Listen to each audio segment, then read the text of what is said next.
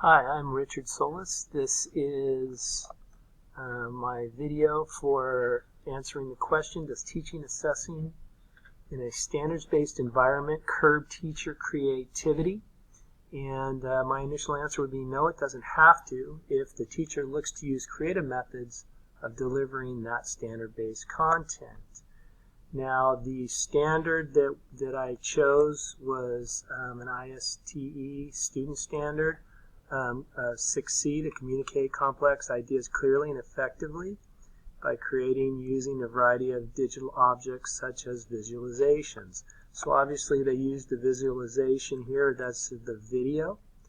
Okay, and the assessment portion though is kind of lacking because it doesn't really use creative innovation. It basically, its support material is just a document that we're going to use to answer questions. It's just a worksheet.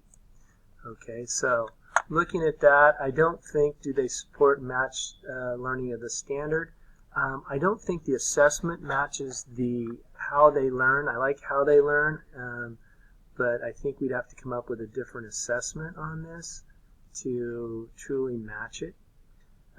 Is the assessment appropriate for the experience? And I would say, I would still believe no, it's not. It's more of a 20th century, like old school. Here's your worksheet. Write down your answers, and then we'll talk about them later. But I think there's definitely different ways we can express and assess formatively what they're working on. Are they engaging for blended or fully online learners?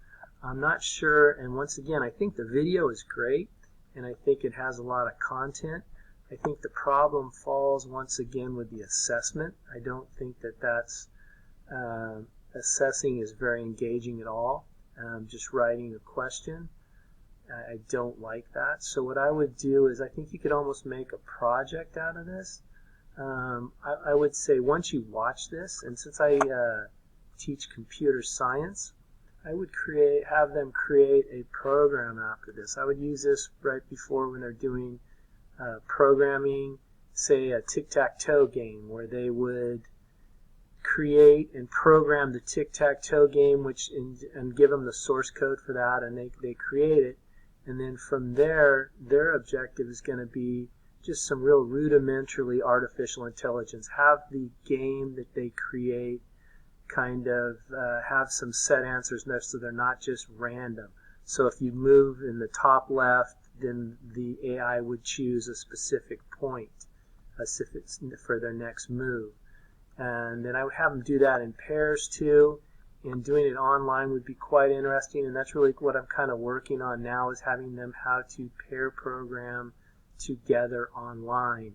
And it's challenging, and so I'm actually working on ideas right now of how to do that, but I think we'll hopefully come up with something soon.